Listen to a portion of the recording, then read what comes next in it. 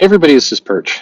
I like asking some of these questions. I don't do it that often, but I enjoy these videos. I did one a few days ago about would you pay more for comics if you could guarantee the quality? Even though the answers are like 90% no, comics need to be cheaper.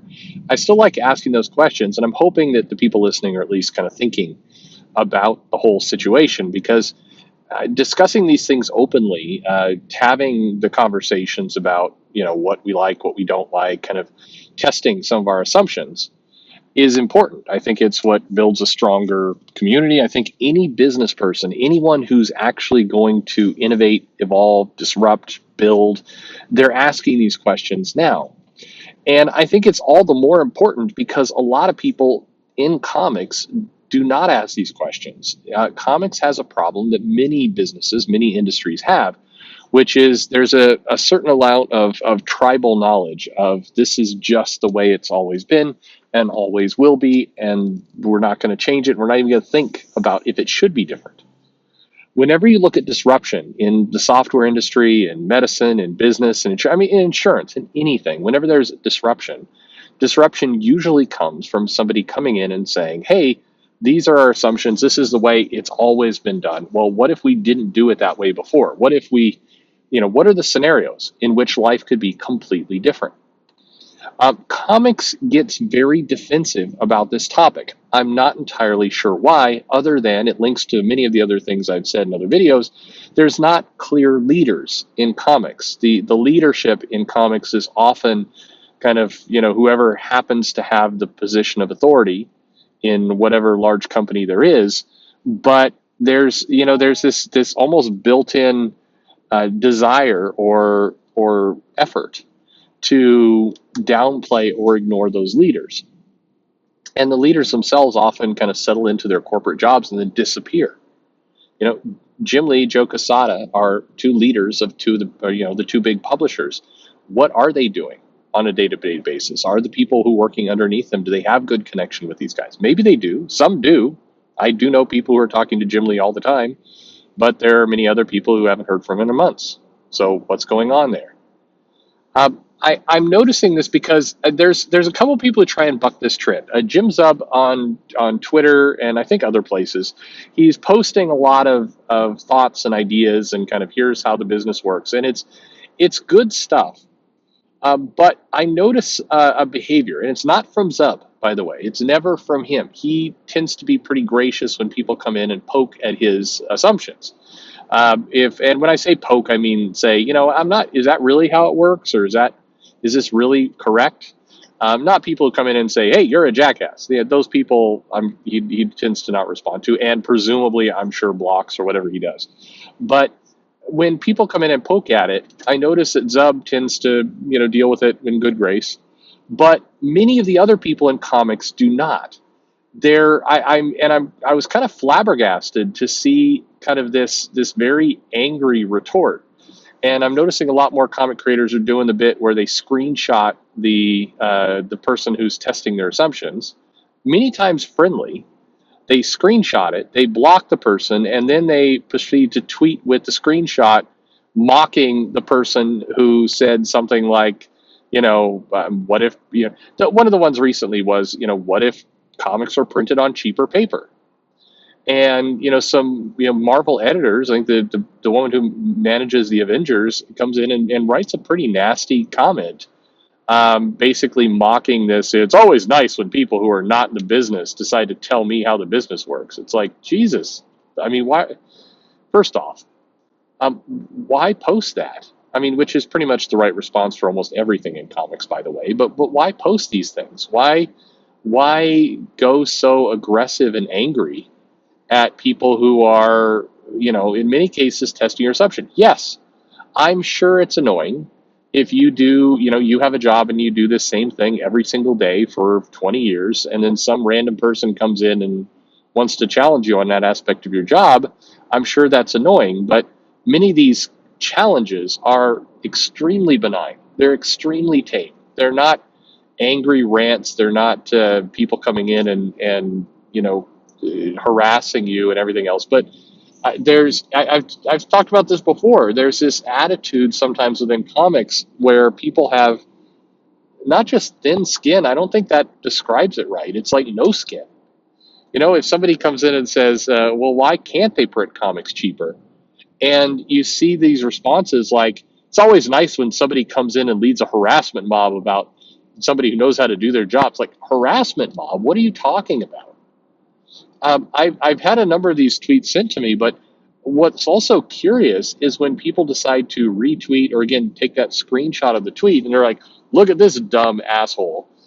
These are people within comics calling, a customer or a fan this, look at this dumb ass. And the guy is, maybe the person's being nice, maybe the person is being a dick, but you look at the interaction and it's like, nobody's liking this. Nobody's retweeting it. There's somebody's like, oh, this is SJW Comics or the downfall of society. Somebody posts that. And they get like 3 likes. 3. And for whatever reason, the creators want to take that, screenshot it, and or go on a rant about it. Like, 3 people like that tweet. Who cares? Like, why are you wasting your time with this? There's no engagement to this tweet. I've seen recently, because apparently 2 years ago or 3 years ago, the comic skate got bigger. I've seen these creators pulling these tweets of like, "Hey, this aged badly," and they're retweeting or screenshotting these tweets from people who started this movement. And you look at the original tweet that they're commenting on, it has like 10 people that liked it. Like, who cares? That's not a movement. That's 10 people. Like, why are we making a fuss about something that has like no engagement? And by the way, I'm not saying that there aren't people. You don't misunderstand. There are angry people out there. There are people who think comics are too expensive. I'm not saying that group is like 2 or 3 people, but why not go get a tweet that actually has some engagement to prove your point? Why are you beating up on somebody who nobody cared about? You say this didn't age well. It didn't age well a day later. Nobody listened to this thing. Nobody was commenting on it. Like, I don't know what you're doing. It's peculiar, and I think that it's this isn't another video about social media and kind of its ills, but it is an indicator. Marvel historically, and we've talked about this before, has a reputation for being more, I don't know if arrogant is exactly the right word, but it's probably in the right family, more obnoxious about this kind of stuff, more defensive. People often walk around kind of simultaneously being arrogant and with a chip on their shoulder to be overly defensive. This is, this shouldn't be a big, like, hot take. People have been saying this for 25 years or more. At cons, you see it you could see it in comments that Robert Kirkman has made. You can see it in stuff Todd McFarlane has talked about in his time working with the company. You can see it from other retailers. Hell, even Steve Jeppe over at Diamond has made comments alluding to this at various times, that the company is sure of itself. And at times, there's a culture that kind of exists there where people are arrogant. You see this playing out in statements. You see it playing out on social media. You see it playing out all over the place, where there's this desire almost to pick a fight where no fight needs to be picked, where people are making kind of basic comments and immediately somebody has to dunk on them for no reason. It's weird. And the strange part about it is, it's not, in many ways, it is very much the definition of kind of bullying behavior, what a lot of creators decry, and should, rightfully so, decry this kind of bullying kind of aspect. This is how it feels when you have a person who has no engagement or no real anything, poking at stuff, asking questions, which we want people to ask questions. We want people to test assumptions. I think one of the things that, there needs to be I think the expression is a come to Jesus on within comics, is that not everything is great. Forget about for the moment whether the content or the quality is good or bad, or whether manga is better or not better, or forget all that stuff for a second, because you can chalk a lot of it up to personal preference. But when you have low salaries, when you have no insurance, when you have these kinds of struggles, when you have, issues kind of randomly not appearing, we went through the May solicits a couple weeks ago. Where's Avengers? Gone. Okay, Heroes Reborn is there. Where's Thor? Not showing up. Where's Excalibur, one of the X titles, core to that whole line, just randomly not showing up? Is Cable canceled or not? Who knows? This is not good. There's way too many stories in comics of people who have worked really, really hard and then get forgotten in the industry. Not because they were bad, evil people, but because they were simply forgotten. There's too many stories of people who have, more or less died penniless and alone in comics. None of this is good. So I don't like this attitude of like, hey, we won't hear anything negative about comments. You got people who are having to go to GoFundMe's for basic medical bills.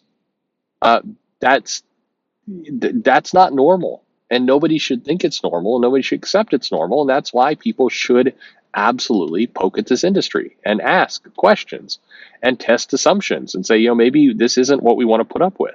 That's normal. So, for what it's worth on this channel, I'm going to continue to ask questions like that. I think it's good. I would continue to ask the fans, the customers who listen to this, think, test some of these theories out. Nobody wants to have blinders on. For people inside comics, I know many of you listen to this channel. First of all, thank you. And but honestly, thank you to everybody. Whether you're a customer, a fan, a creator, I think that I equally appreciate you taking your time to listen to this stuff. But please note, I'm not beating up on you. I am beating up on this industry a little bit. Not on the people, but on the industry. Because frankly, parts of this industry need to be beat up on. And if we want to get things to a better place, if we want to disrupt comics, and I think we do, then we've got to test out some of these assumptions. We've got to ask hard questions. We have to be willing to say maybe everything's not perfect. How could it be better? These aren't things to be scared of. These aren't things to get into a big defensive posture over. This is how we improve. That's what we should be doing. I will.